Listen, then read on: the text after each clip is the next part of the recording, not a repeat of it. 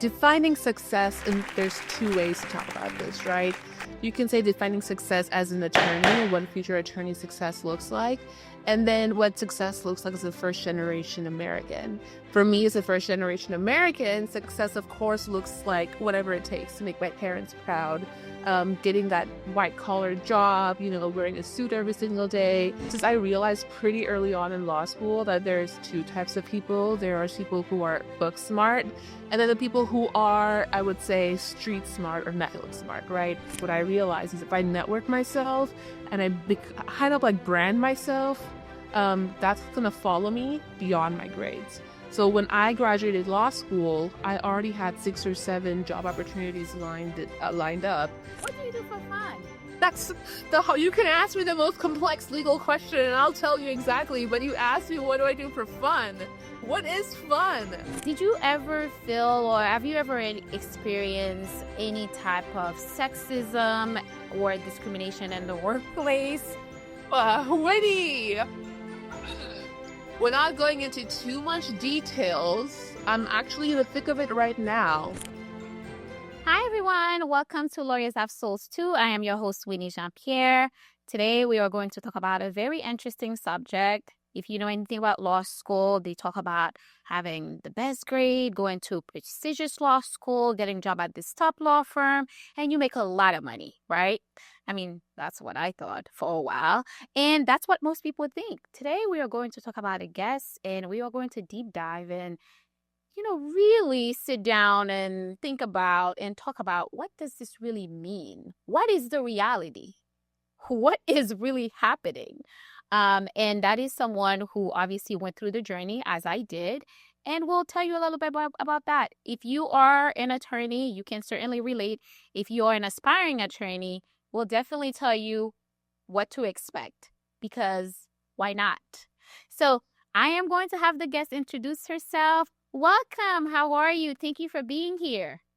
Thank you so much for having me. So my name is Zorah Movani, and I am the owner and founder of the Movani Hernandez Law Firm. It's a full-service personal injury law firm, and I'm really glad to be here. All right. And you are in Texas, right? Yes, I'm specifically in Dallas, Texas. Alrighty. I've never been to Dallas. So now that I have a friend, I should go and visit. Thank you so much for coming in. And like I said, we are going to talk about what it means to be successful in law school, kind of rethinking the success part after law school. My first question to you is, when you started, how did you define success for yourself? Yeah, some very interesting questions. Defining success, and there's two ways to talk about this, right? You can say defining success as an attorney and what a future attorney success looks like, and then what success looks like as a first generation American. For me, as a first generation American, success, of course, looks like whatever it takes to make my parents proud. Getting that white collar job, wearing a suit every single day, making a lot of money, and then eventually also establishing myself and making a name for myself, right? That's what the success looks like for a first generation American. Success for an attorney to me before going into law school really was just like making a lot of money, of course, right? But also like helping people. To me, maybe I was naive. I thought success was fighting the fight and getting people justice and kind of like that cliche attorney thinking that you would think. To me, that's what success looks like in addition to making a lot of money. Yeah. So you talk about being first generation. Where are you from? Where are your parents from? I'm very proud to say that I'm from Mumbai, India. I was actually born there. So my entire family, my parents, everybody were all from India.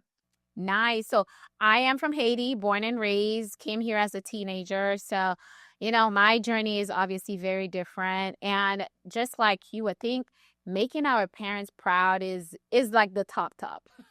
That's like the very, very top. And I don't know how it is for your culture. My culture is very driven by education. Like it's a non-negotiable. We have I think it's more important than education. Yeah, there's this joke that we make that it says, if you grow up in a Haitian household, you have to be a lawyer, a doctor, or an engineer. So anything outside of that, you get the look like, what is it that you want to do? Oh, you want to be a writer, huh? A singer? Yeah, there's some things that are just not even on the list. Yeah, exactly. No, I completely can relate to that. I mean, it's always my parents, I will say, were very liberal. They'd never put me into a box, but just cultural norms and like extended family, right? It's like you can either be a lawyer, a doctor, or an engineer, those three options, and there's no other options out there for you. Yeah, yeah. I'm glad that it's kind of the same because when I talk to my other friends who are also from Haiti, I tell them, I say, it's not just us. There's some other cultures out there that really think the way that we do. And if I'm being honest, I don't think it's such a bad thing. I think education is important. I really do. Yeah, I definitely agree with you. I think education is really important, but I also think, and I may get a lot of heat for saying this, right? But I think it's important for parents to kind of have a high mark for their kids, right? Like saying, hey, you need to make sure you're an attorney or a doctor or an engineer. You're kind of having a high, like a high bar. And if you try to raise yourself to the high bar standard, you'll land somewhere there. That's just what I think. And I just had a baby 5 weeks ago, so I'm a brand new mom. And before I was a mom, I was kind of like, whatever. My kids can be whatever they want to be, right? But now I'm like, yeah, I know. Now I'm like, no, I really want to make sure my child, my daughter, has a future for her. Congratulations. Listen, this is the right time. I had my daughter right when I was in college going to grad school. Then I got two masters and I went to law school. It was not an easy journey. It won't be easy, but I mean, I have no words. Your life will change forever for the better. Yes. Yeah, it is. It is. And just like everything else. But congratulations, Al. What is her name? Her name is Aliana. Oh, I like all the beautiful names. Zora, Aliana. Great, great, great, great. Well, we'll talk about being a mom later on in there. So looking back, what did the expectation that you had for yourself going into law school, how did that turn when you faced the reality? When it was time to get out there, what did that look like for? So I went to Texas Southern University, Thurgood Marshall School of Law, and my law school is generally a very competitive school, right? Um, and so the people that I had around me, I would consider myself somebody who always is around a lot of people, and everything that I was around was usually very competitive. And the goal was always to be in top 10%, to have, the highest, what is it, GPA? I can't even, I feel like law school has been so long ago, but like in the top part of your class, get a big law job, do all those things and be very competitive. But the thing is I realized pretty early on in law school that there's two types of people. There are people who are book smart, and then the people who are, I would say, street smart or network smart, right? My friends would literally spend hours studying, and like they would be in top 10%, top 1%, no issues, right? Me, I tried doing that. I tried really hard studying, but I was never a book smart person. So what I realized is, for me, what I have is I'm street smart, meaning I can network the hell out of myself, right? So I realized pretty soon that the path to success is not always just making sure you have the best grades in your top 10%, top 1%, top 10%, and you get that big law job. What I did and what I realized is if I network myself and kind of like brand myself, that's gonna follow me beyond my grades. So when I graduated law school, I already had 6 or 7 job opportunities lined up, and I was able to easily get a job that paid me six-figure salary off the bat without having to do the crazy big law hours and going through all the the hustles and the stress that you come with working in big law. Where were you when I needed you? I had the opposite experience, of course. Book smart, you know. uh, Yeah, that's me. I'm the book smart one, and um, I think what I would say though is I think I was lucky in a sense because I had this one law professor. She was just very blunt, like she's like tell you like it is. She was very blunt with me from the beginning, saying like, "Hey, this is the reality." So I had that. And obviously a lot of people didn't like that from her. They're like, "Oh, she's just very negative." I didn't think of it that way because I said, "Oh, And like she was the first person to ever say, hey, you don't have to practice as an attorney with a law degree. And you should have seen my face, right? As smart and bright as I was. And I said, no. Yeah. What can I do? And she talked to me about doing compliance work, being an HR, and doing all of that stuff. And till this day, I'm very grateful because after law school, I graduated law school in COVID. COVID hit, and that's when it happened for me. And I had to kind of wait to take the bar because of all the craziness. I'm in Florida that was happening. And I'm so glad she said that because my first job was not I did not work as an attorney as my first job. I worked in compliance for public university. So, but I do realize that a lot of people don't know that. It's not so much promoted in law school. I would say very few law school talk about like, what can you do with this degree outside of being in the courtroom? That's so true. A lot of people, they try to put themselves into kind of a cookie cutter box, right? And I can tell you from experience, my previous firm that I worked for, I was in charge of hiring and firing employees, right? So I did a lot of recruiting at law schools, these big prominent law schools. I don't want to mention the name, but from what I understand and what the students or, the potential employees would tell me is that these law schools are telling their students the only job you should be looking for are these big law jobs, right? Anything else besides that is not prestigious. And it just confuses me because I'm just like, why would you have 200, 300 people apply for the same 10 to 20 jobs that are out there? No one would just set them up for failure. And there's other opportunities, other options out there that are just as important. And if money is what you're looking for, you'll get the same amount of money. Just market yourself. You don't want to be the same black and white person as everybody else. Add some color, make yourself a personality, have a brand that goes along with you, and you literally will have doors open with you anywhere. You don't have to do big law jobs, right? It just blows my mind that law schools in 2025 still go with this, this mindset telling their students, hey, big law is the only way it is. Big law is the only prestigious job you should aim for. Yeah, I definitely agree with you. And it breaks my heart to know that because law school is expensive. Oh, yeah. Law school. Law school is expensive. When I tell people, I said, let me just paint this picture for you. Like I would literally pay my house off like twice and I would still owe money for law school because that's how expensive it was. So I'm so glad that how did you find your way? To be honest with you, and I'm going to put myself out there, before I even went to law school, I worked for a personal injury law firm as an intern. So I've been in the personal injury department or field for about more than 10 years now. So I did personal injury as an intern, as a law clerk. Then I went to law school. And then law school, I was like, I'm not going to do personal injury. I'm really going to focus on the big law jobs, right? I really struggled with the idea of doing personal injury, and all throughout law school I tried really hard to get these big prestigious jobs, and it never worked out for me. Whatever happened, I would interview, I would get to the last interview round and I wouldn't get a job, right? And so I really fought it. Then I graduated law school and I said, okay, I know I have personal injury in the back of my brain. I have that card if I want to use it, but I still was not accepting to the fact that I want to do the personal injury.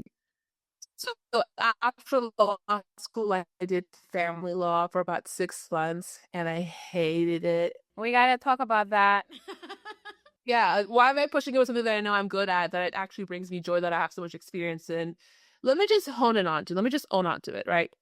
Of course, I went back to doing personal injury as an attorney this time, and I love it, and it fulfills me, and it is what it is. I love it. Let's talk about family law for a little bit because I dibble dabble in that for I didn't last you last what 6 months? I think I probably lasted like a month. Barely made it. It was just the drama. I said, oh no, this is too much drama for me. I just can't. This is too much. And I felt and I always say, hey, listen, I try not to judge or whatever because I'm not in that position. But for me, I felt like it was just going to be draining, like just emotionally draining for me. And I said no. And it's like a everyday thing because divorce are not beautiful. Okay. And yeah, so that was my reason. I said it's the drama is just too much. I don't see myself doing this and going home to my kid because I'm gonna be miserable. Like mommy's not gonna be happy. And I said, no, that's not for me.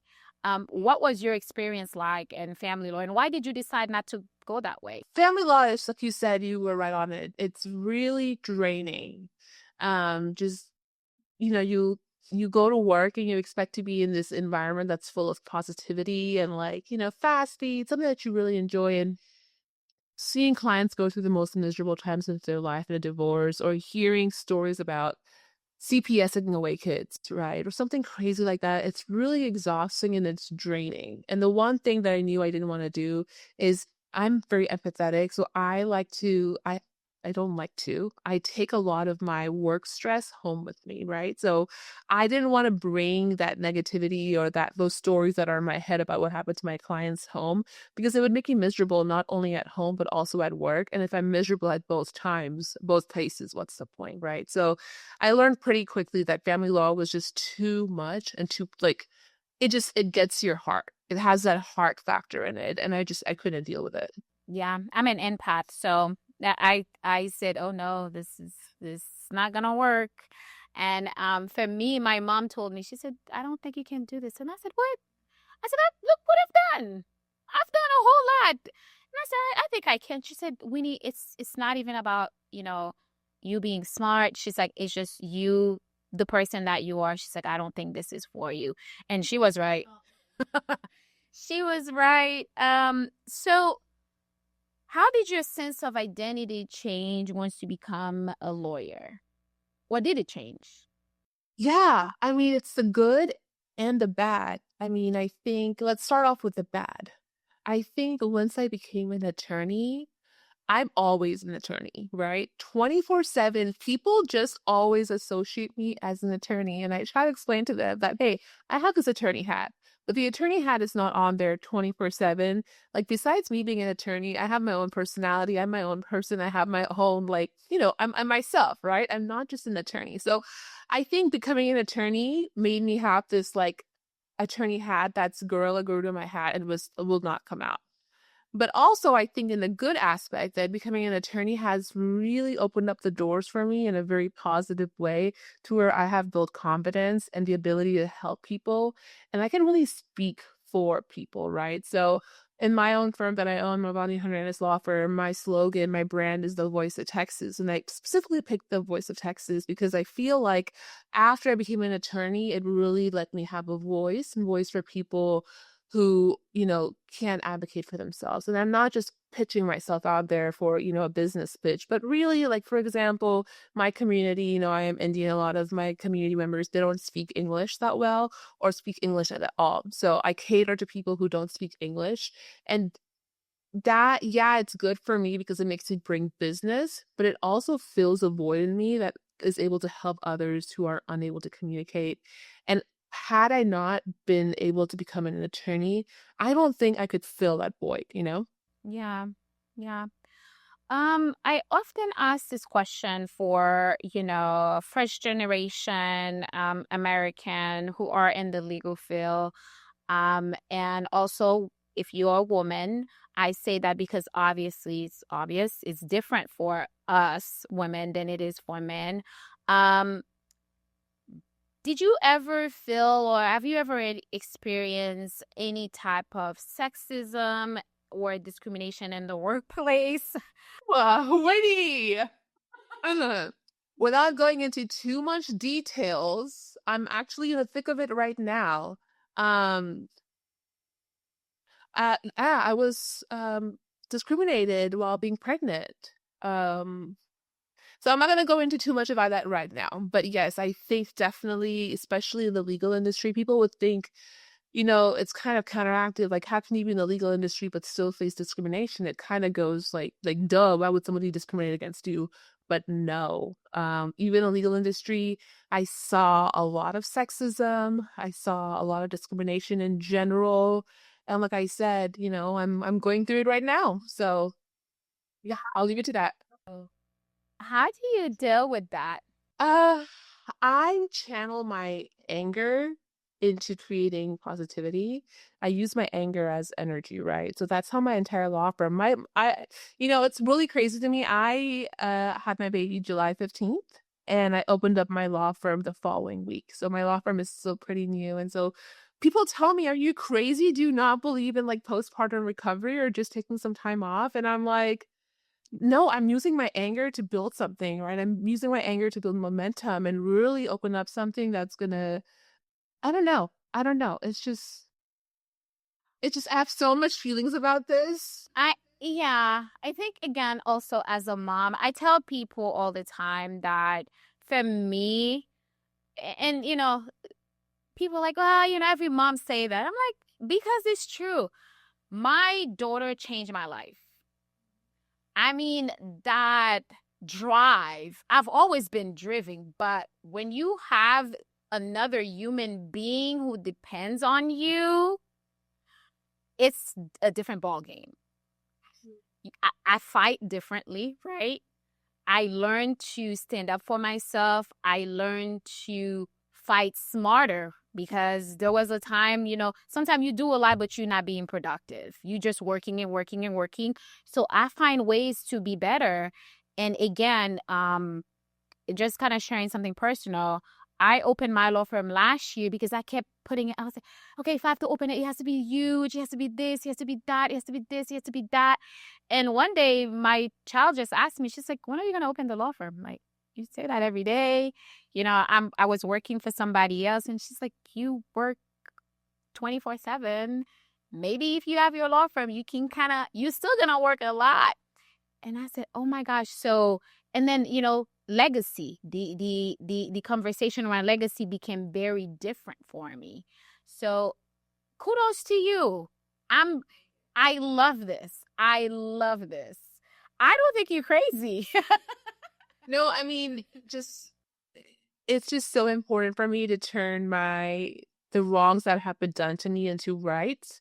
And also, like, my baby is only 5 weeks old, but I feel like she can feel the energy, right? I really believe in energies. And I just want to turn all of my negative energy that I have into positive and create something that's going to be a legacy for her. So I'm very intentional with the things I do. And so this may be a little bit off tangent, but I'm first generation, and so I got married 10 years ago now. And so I never changed my last name. My last name is Movani, and my husband's last name is Hernandez. And so I've always been like, oh no, Movani was the one who got this law degree. I don't want to change my last name. But yet, when I opened up my law firm's name is Movani Hernandez Law Firm, right? Because I'm creating that legacy for my daughter that down the road, should she decide to be an attorney, she'll take over it. She'll be Movani Hernandez because her last name is Aliana Movani Hernandez. So everything is very intentional, and I do everything in a positive way to, channel whatever I'm feeling and to really build something good for her. Yeah, yeah, I love that. I love that. Now, going back to just being a woman in this profession, what would you tell a young female attorney that is fresh out of law school? If you had two advice, what would you tell her? Number one is no matter what society tells you and no matter how or what you see others do not sexualize your femininity to get anything, okay? Don't do that because reputation follows you. I've seen people use their sexuality to try to level up and it always backfired on them. So don't do that. And number two is believe in yourself that you can quite literally do anything you put your heart to. Just because you're a girl does not mean you can't sit in the tables with the boys. Always believe that you can and make sure you actually do get yourself a spot on the table because if you put your head to it, you'll get there. I love it. I love it. How do you stay grounded in a profession that equates, success with overwork? You gotta work, you gotta work, you gotta work, you gotta work. And obviously, I'm not saying money is not important, but a lot of time people are like, well, this person is more successful because they're making more money. Not thinking, I'm talking about the, just regular people who are not in law school and understanding, a personal injury attorney might make more than this type of attorney. It all depends, right? How do you stay grounded?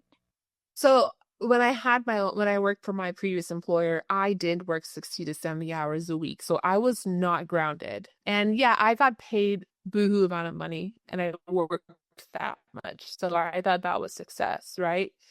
The older I get, and now that I actually do have my own law firm and I am a mother, I understand. And now I understand that success does not necessarily equal money. Success equals having the luxury to do whatever you want to have and having free time, having time for yourself, being able to down and shut off at 5 o'clock. That's what success to me is right now.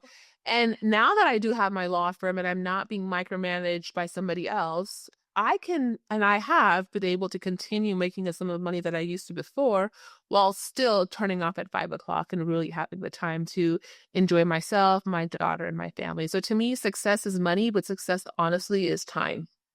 Autonomy. Because there are some people like and I know that make a lot of money. They don't have time for their family. They never see their kids. They are always out and about somewhere. That's not. 7 digits, 8 digits a year, yeah, that's great money, but what are you gonna do with that money if you're not actually having time to spend that with your family? Yeah, yeah, definitely. Um, what is one thing that you are excited or that you want your daughter to know about you as as an attorney? What is that one thing you want her when she grows up for her to know, hey, this is what mommy did. This is something that if you say Zorah, this is what people would tell you. I want my daughter to know that mama had a lot of challenges that were thrown at her, and each time she took some time to feel it, but then she got up every single time and got even stronger. I love that. I love that. Now we're gonna just switch gear a little bit and talk about some things. Obviously, the name of the podcast is Lawyers Have Souls too. So, what are some misconceptions that people have about attorney? Oh boy. I mean, I just feel like people just always have negative connotations with attorneys, right? Like, I think people think lawyers are mean and that we're heartless and that we work all the time and we're greedy, and that's not the case at all. I don't think I'm any of those things. I don't think most of my friends who are attorneys, none of them fit into that criteria. We're all real people. Yeah, we have our lawyer hats. Like I'll be aggressive over the phone or with defense counsel in deposition or trial. I will be, super aggressive. But as soon as it's time out, let's go out for a coffee. Let's go out for a drink. I'm still a person. I love that. What is one thing that people would be surprised to know about you? Let's say your client, if you were to say, for me, it's people don't know that I'm funny because I'm always serious. But I mean, that's what they say. They say I'm funny. But I'm the most down to earth person ever. But they're like, Miss Winnie's so serious. My client, when they refer people, they're like, yes, you go to her, but she's very serious. No, I think I'm the same way. People don't understand or know until you get to know me that I'm actually pretty funny, and people say that I'm hilarious and have good jokes. I don't know about that, right? But I think most of the time people see me and I have like the resting bitch face and I'm kind of serious when I'm working or when I'm out in general. But when I turn that off, when I'm on my downtime or when I'm comfortable around people, I'm actually pretty goofy and silly and just like to have a good time. That's good. Um, if you were to if you had a magic wand and you were to change something in the legal system, what would it be? Prioritizing mental health a lot more. Yes, yes, yes, yes. People don't realize, when you're working in the legal industry, how much mental health is so important. Not only is your own employer giving you stress, right? The stress of making sure you're making enough money for them, or stress into clients, making sure you're, whatever the client wants, they're demanding you succeed to that. You give them the outcome that they desire. But also the stress that comes with dealing with defense counsels. I've noticed, and I don't know why, I've noticed that female defense counsels are usually always more mean to other female attorneys, right? When I'm talking to a female attorney who's a defense counsel, she'll always be much more aggressive and rude and mean to me versus if I'm talking to a male defense attorney. So weird. Yeah, I think I know. I mean, and that it's not just attorneys, by the way. It's not just attorneys. It's women versus women in general. I think it's because we think that, there's not enough space for all of us. Like, you have to be on top, you have to, and it's really not. I think that this is coming from, patriarchy, just people making us believe that there's not enough room for us to blossom, to be successful, to be this, to be that. So we think that we have to compete with each other, right? And you can kind of see that. I'm not a big marketing person. Unlike you, I did not put myself out there and do all this network, but men do network different than women. It is very different. And I've seen that in my professional life. Like, my background I work in retail, so that I spend my entire life in retail. And I see that the networking is very different, the way they see each other and compete. Now, we know men are very competitive. That is a giving, but they compete differently. But our competing tend to hurt more than help. It becomes personal. Yes. Right? Like, when men are competing, they'll fight it out and then it's done. Or they'll go out and, and play a game, whatever, ball, basketball, whatever. But girls, I mean, I feel like us women, we take things more personal and we hold on to it and we don't just let it out. Yeah, and it does not help. I had a recent experience where I was working at a job and something happened. I can't go into details because it's recent. And the men, so let's say, they had layoff. The guys were able to get jobs like very quickly. Like, their network, whatever, it worked fast. Like, it was like Spider-Man. And then the women, it took them a little bit longer. And I sit back and I said, that's interesting. But then again, I was like, oh, that's because of this, maybe somebody might feel intimidated. I don't want to bring this person in the job because I don't want them to take over. But the guys are like, oh, let me bring John in. Me and John, we're going to go at it and whatever. So that's one thing I think we should definitely change. And I try to lead by example.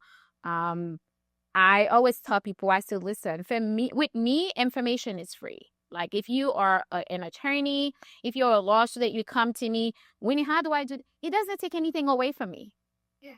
Like, I don't do personal injury. Like, if I were to come to you and say, hey, I'm trying to get into this business, like, how does it work? You can explain it to me, give me the blueprint, but I may still not be able to get to your level because you are you. And that's so true. But I also really want to say that while I believe 100% in helping, your peers, especially if it's a woman with like opportunities and giving them the blueprints of things, I do want to let people know, or not people, just want to discuss this, is that it's a different thing to just give a free handout, right? A lot of times people, like, I have experienced this where another female attorney has told me, hey, you're a girl, I'm a girl, give me a freebie, and it's especially if I'm a supervisor or I'm their senior attorney, say, hey, you're a girl, I'm a girl, don't write me up because I didn't turn in quality work. Now you're pushing it, right? No, that's different. No.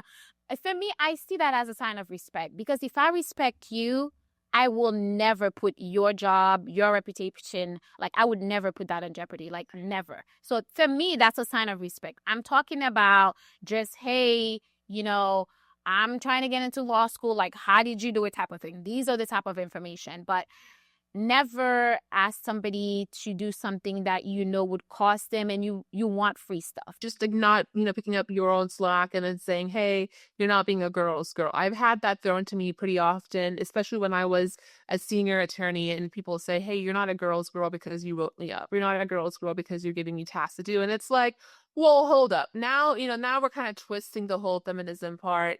And that's where I get uncomfortable, because I'm like, no, now you cannot use your gender, right, to level up. Because if we're gonna say everybody's equal, don't use your gender to kind of, you know what I'm saying? Yeah, and I think it's a bit of, gaslighting, manipulation, and all of that. I'm not a fan of that at all. So last question for you. Well, actually, two more questions for you. How has your life changed now as an attorney, now that you're a new mom? I know baby is super fresh, But what are the changes that you are seeing, and what are you moving and shifting around to make sure that you play those two roles that are super important to you? Time is such a commodity right now. It's not even crazy, right? Like when I was in the mob, I could walk to Starbucks, right? I could take extended lunches. I could be on my phone, watch TikTok, all these things. It's funny you asked me that. My husband just yesterday was telling me, hey, I've sent you all these TikTok videos to watch. Why haven't you watched them? Right. And I'm like, well, before I could do that. Now, like, if I'm not actively working, and when I'm saying I'm not actively working, I literally have a timer on my computer that I time and I work in hour increments. If I'm not working, I'm taking care of my daughter, right? If I'm not taking care of my daughter actively, I'm getting things prepared for her. So, being a mom has now changed my role as an attorney because every single thing I do is very, very intentional. If I'm working on a pleading, it's intentional. If I'm talking to a client on the phone, I'm not just like making small talk with him or just kind of, you know what I'm saying? Like every call is very important to me and everything is so much more important and intentional now. Yeah. Your life now evolves around her. Once you have a kid, you can't just when people say, "Hey, what?" You say, "Let me see what I have to do for my baby first. Then we can figure out if we can have lunch in 3 months, right?" Yeah, so It's definitely. it's crazy, and I really appreciate the people out there who do appreciate and understand that. Um, Again, being a female and being an attorney, to me, I kind of feel like, oh my God, if I tell opposing counsel or another attorney, hey, I can't go out to happy hour with you because I'm with my baby, is that going to make me fall down in ranks, right? Is that going to make me less important in the legal industry? And so it's just kind of like shifting your mindset into understanding and making sure other people understand that, hey, I'm an attorney, but I'm a mom first and everything else can wait. Yeah, we've come a long way. I think it's a bit better now, but we're not quite there yet. We're not quite there yet. I know attorneys who work at big firm who were pregnant and didn't say anything until they just couldn't hold it anymore. And people are like, why can't you just tell them? And you're like, it's not quite like that. Things can change. Again, been there, done that. I have my own horror stories, and with time, one day, maybe I'll be able to share that with you and your listeners of what happened to me, and so that people don't get to experience the same things I did. But yeah, I mean, in the legal industry, if you're pregnant, unfortunately, it's not easy. How do you take care of you? Whoa, boy. I mean, Winnie, do you take care of you? I feel like it's so hard to answer that question. How do I take That's because I don't. I'm trying to get some nuggets from you. Um, I would be lying to you if I tell you that I take care of me, in the sense of other people take care of themselves or as much as I wish I could. I think for me, the way I take care of myself is just really sitting down and talking to my husband and my parents. My family plays a very important role in my life. So really, like, if I'm upset, talking to my husband or my parents and explaining to them and really having a meaningful conversation, that's what lessens my load and makes me feel at ease. Okay, so I'm gonna throw another word at you that's you're probably not gonna like because you're like, what is that? What do you do for fun? That's that's you can ask me the most complex legal question and I'll tell you exactly, but you ask me what do I do for fun? What is fun? This is fun to me. I mean, talking to other people and getting on podcasts and just explaining to people what I've been through and giving legal advice, not legal advice, giving just life advice. This is fun to me. Outside of that, like, do you have a hobby? What do you do for fun? Oh, Okay, if you were to have fun, right? If I came to you and said, hey, I'm gonna make sure that whoever your mom, whoever that you trust the most with your precious little gift, we are going to take care of everything for you and you get a free day. What would you do with your free day? I think I would just go to the spa. To me, going to the spa, that just sounds so much fun. Me time shopping, let's go to the spa, let's get my hair done, massages. Good. Now we're getting somewhere. Yeah, same. I think again, fun is just not, especially now. And it's good and bad because especially you're a new mom, like this is your world. This is this is you, but definitely try to make some time for you. It sounds like you have a very supportive family. I have a supportive family. I always tell people, I'm like, my mom is like everything. Like, my mom is everything. They're like, who helps you? I'm like, my mom. So, like, when I had my little one, like, my mom she played a huge role. Like, my mom was very, very instrumental in helping me raise this beautiful, she's 13 now, going on 20. Yeah, so my mom was the person. She just made sure everything was in place and made sure that I took care of myself when I could, whenever I had little free time. So please take those free times and so you could be the best version of you for your baby. Whatever you're doing out there for Texas, being the voice of Texas, you also have to make sure that, you have that priority. Yes.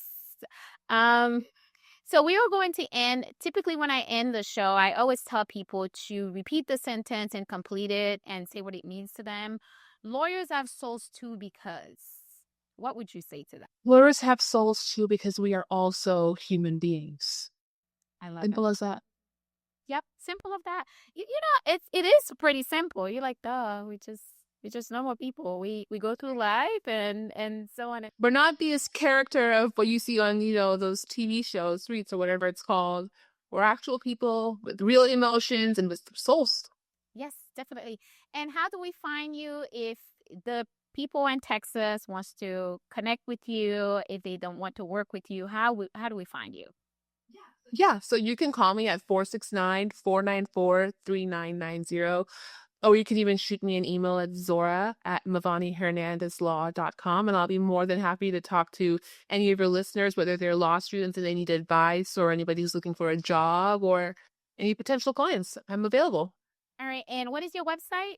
It's MovaniHernandezLaw.com. Alrighty, perfect. And of course, social media is pretty big. Does your law firm have a social media page? Yeah, you can follow me on Instagram at The Voice of Texas, and same with Facebook. The Voice of Texas, guys, very easy. Go follow her if you are in Texas or not, definitely someone that is worth following. She did share a lot with us around success and what it means for lawyers and law students. Thank you so much, Zorah, for being on here. This was amazing. I cannot wait to talk to you again. I'll give you a few months and help you, be a mom. And sometimes in the future, I would like to connect again and see where you are and how you're doing and giving us an update. Thank you so much. I would love that. And I appreciate you having me today. Of course. All right, everyone. So as you heard it, this was Zorah. We talked about what it means to be successful. And I know we are lawyers. We talk about lawyers, but this is for anybody. What does this text mean to you in your field? What are you hearing? What are people telling you? And how are you taking those advice and putting them into practice? Remember what she says. She says just always focus on you and be you, and definitely make sure that you don't jeopardize your future and your reputation just to be successful. And you get to determine what success means. Whatever that is. If it's more money for you, you go, girl or guy. But if it's something else, if it's time, for me, time is the success. Whenever I get an extra hour, I am super happy. Okay, an extra hour to watch a movie. Things that are super simple for other people could be a luxury for someone in my position. Having other people's lives literally in my hand because I have to help them get through whatever they're going through. Thank you all for watching. I am hoping that I will see you next week again to bring you authentic and real stories with real people and real lawyers and to talk about their souls. Bye-bye. Until next time. Thank you all for watching.